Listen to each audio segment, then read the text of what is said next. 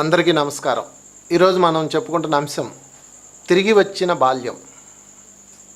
తిరిగి వచ్చిన బాల్యం. అదేంటి బాల్యం తిరిగి రావడం ఏంటి అనుకుంటున్నారా? ఎప్పుడు వస్తుంది తిరిగి వచ్చిన బాల్యం? వృద్ధాప్యం తిరిగి వచ్చిన ఒక అద్భుతమైన బాల్యం. అందుకని వృద్ధాప్యం అంటే దాదాపు పిల్లల బాధ్యతలన్నీ ఎవరైతే పూర్తి చేశారో వాళ్ళందరూ వృద్ధాప్యంలోకి వచ్చిన వాళ్ళు. వృద్ధాప్యం అనగానే అదేదో నెగిటివ్ వల్ల చూస్తున్నారే, నేను వృద్ధురాలు కాదు, నేను ముసలిదాన్ని కాదండి. వృద్ధాప్యం అంటే అది కాదండి. వృద్ధాప్యం అంటే ఆనందకరమైన రోజులు అని అర్థం. దానిని మన ఆధ్యాత్మిక పరిభాషలో ఏం చెప్తారంటే వనప్రస్థం అని చెప్తారు. అంటే మీరు మా బ్రహ్మచారాశ్రమం అయిపోయింది, గృహస్థాశ్రమం అయిపోయింది, ఇప్పుడు వనప్రస్థంకి వచ్చారు అంటే celebration time. My dear senior citizens, ఈరోజు నేను మీకోసం ఒక వీడియో చేస్తున్నాను. ఈ జీవితం ఒక అందమైనది. మీరు మీ జీవితంలో ఇప్పుడు ఎవరైతే పిల్లల యొక్క బాధ్యతలు పూర్తి చేశారో, బాధ్యతలు అంటే వాళ్ళ కాళ్ళ మీద వాళ్ళు నిలబడే విధంగా మీరు శిక్షణ ఇచ్చారో, అంటే వాళ్ళ జీవితాలు వాళ్ళ ఉద్యోగాలు చూసుకుంటున్నారో, మీరు రిటైర్డ్ అయిపోవచ్చు. రిటైర్డ్ అయిపోవడం అంటే వాళ్ళందరూ వదిలేమని కాదు. మీరు మీ బాధ్యతల నుంచి వైదొలిగి వాళ్ళకి బాధ్యతలు ఇచ్చేయాలి. ఇక మీరు సెలబ్రేట్ చేసుకోవాలి. ఎందుకంటే మీ జీవితం ఎంతో కష్టపడ్డారు, చాలా చాలా చాలా పిల్లల్ని పెంచి పెద్ద చేసి వాళ్ళని ఒక ఐదు చేతిలో పెట్టేటప్పటికి మీ జీవితం చాలా భాగం ఖర్చు అయింది. సో తిరిగి వచ్చిన బాల్యం అని ఎందుకంటారంటే దీన్ని వృద్ధాప్యంలో చూడండి. ఫర్ ఎగ్జాంపుల్ ఒక 20 సంవత్సరాల క్రితం మీరు అంటే దాదాపు మీకు ఒక 25-30 సంవత్సరాలు ఉన్నప్పుడు ఎక్కడికన్నా వెళ్ళాలంటే మీకు అయ్యేది కాదు. మీ ఉద్యోగమో వ్యాపారమో లేకపోతే మీ భర్త పర్మిషన్ ఇవ్వకపోవడమో ఏదో సంథింగ్ సొసైటీ వల్ల ఇబ్బందో మొత్తం మీద మీకు అవకాశం లేదు. కానీ మీకు ఈరోజు అవకాశం వచ్చింది, కానీ మీరు వెళ్ళట్లేదు. చూసారా? దీనికి కారణం ఏంటంటే నిజానికి మనమే కారణం.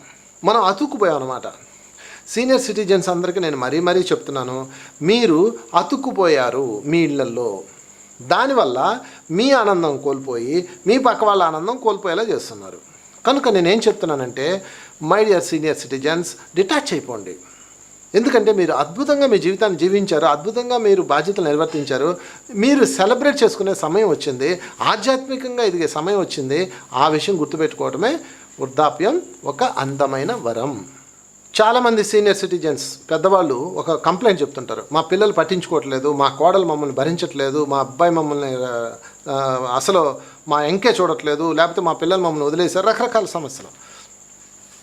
మీ అందరికీ నేను నమస్కరించి చెప్తున్నాను. నేను అన్ని తరాల వాళ్ళని చూసి చెప్తున్నాను. ఎవరి వాస్తవానికి వాళ్ళే కారణం. మీకు ఒక ఎగ్జాంపుల్ చెప్తాను, అది మీకు కొంచెం కష్టం అనిపిస్తుంది, అయినా సరే చెప్తాను. మా ఇంటి దగ్గర దాదాపు ఒక 65 సంవత్సరాలు ఒక పెద్ద ఆమె ఉన్నారు. ఆమె చాలా ఇబ్బందుల్లో ఉన్నది. 3 కొడుకులు. ఆమెను అందరూ వదిలేశారు, బిడ్డలందరూ వదిలేశారు. గుళ్ళో ఏదో భోజనం చేస్తా, గుళ్ళో పెట్టిన ప్రసాదం అంటే అక్కడే గడుపుతుంది జీవితం. ఒకరోజు నేను ఆ గుడికి వెళ్ళినప్పుడు ఆమెను చూసి చాలా బాధ కలిగింది. అయ్యో, ఇంత మంచి పాపం ఈమె ఆస్తి అంతా తీసుకొని పిల్లలు ఎలా వదిలేశారు అని చెప్పేసి నేను ఏం చేశానంటే మా ఇంటికి తీసుకొచ్చాను. మా ఇంటికి తీసుకొచ్చి మా ఇంట్లో నేను నా భార్యతో చెప్పాను, చూడు పెద్ద ఆమెకి ఎవరూ లేరు, పోన్లే మనం కొన్నాళ్ళు ఆమెను సాకుదాము, మన ఇంట్లో ఉంటుంది అన్నాను. ఓకే అంది. సరే, ఇలాగ ఒక 10 రోజులు 15 20 రోజులు 4 రోజులు గడిచిపోయింది. 4 రోజుల తర్వాత ఆమె ఏం చేసింది తెలుసా అండి? నాకు ఫోన్ చేసేది. ఫోన్ చేసి, అబ్బాయి నీ భార్య చూడు ఎలా చేస్తుంది, అలా చేస్తుందని నాకు చెప్పేది.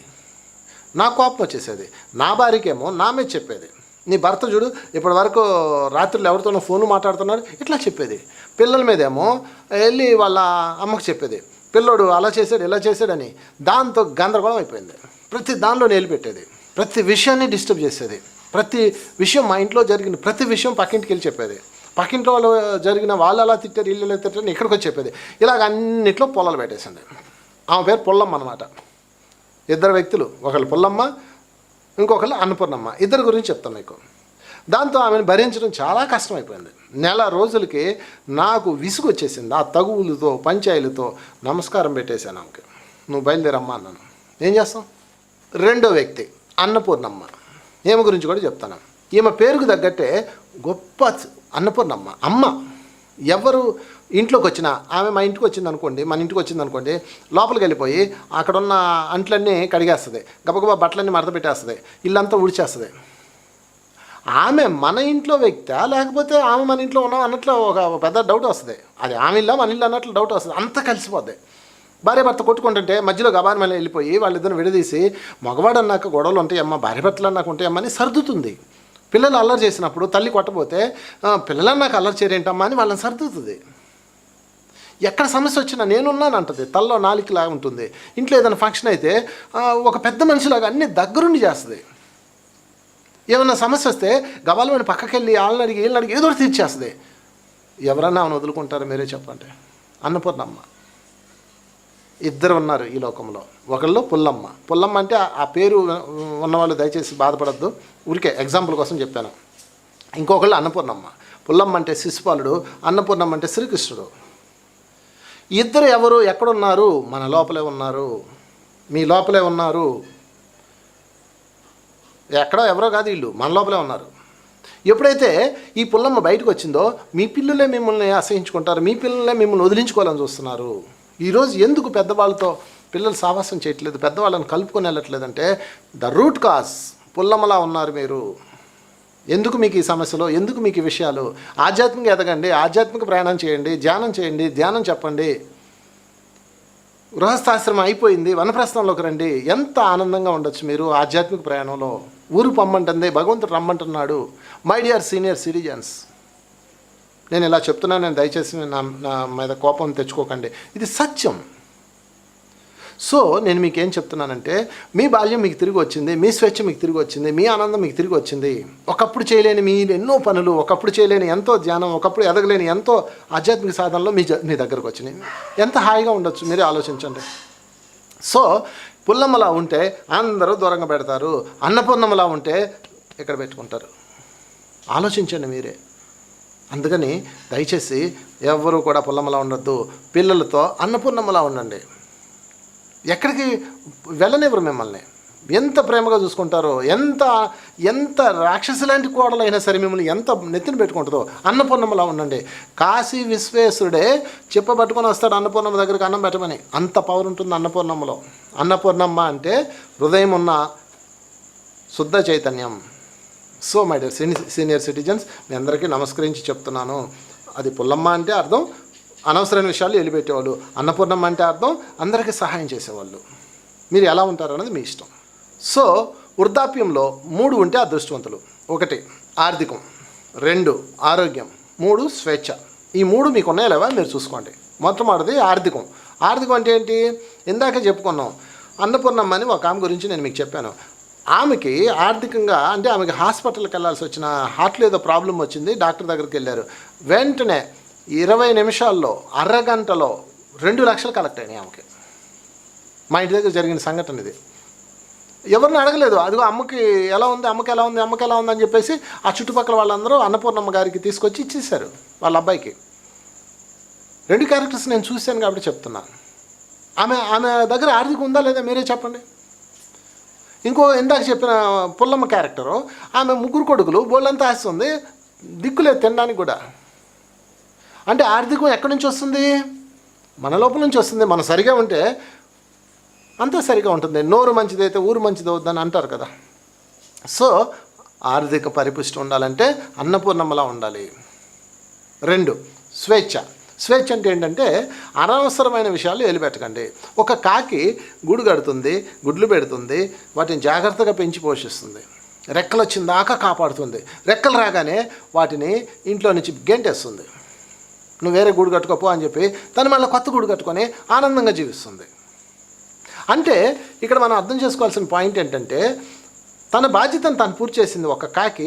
మనం కాకి దగ్గర నుంచి నేర్చుకోవాలి. మనం చూడండి ఎలా ఉన్నామో, పిల్లల్ని కన్నాము, పెద్దవాళ్ళని చేశారు, పెళ్ళిళ్ళు చేశారు, అయిపోయింది కదా. ఇంకా మళ్ళీ వారి జీవితంలో మీరు ఏళ్ళు పెడుతున్నారు. పెట్టకూడదు. పెట్టారా మీ స్వేచ్ఛ పోద్ది.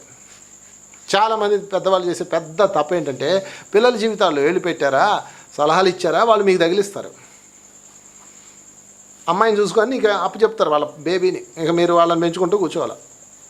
కూడదు. స్వేచ్ఛ ఉండాలి మీకు. ఆధ్యాత్మిక ప్రయాణం చేయాలి, పలానా కార్యక్రమంకి వెళ్ళాలి, పలానా చూసుకోవాలి. బ్రహ్మాండమైన స్వేచ్ఛ ఉంది మీకు ఈరోజు. చూడండి కావలిస్తే ఒక వయసులో ఉన్న స్త్రీకి లేని స్వేచ్ఛ మీకున్నది.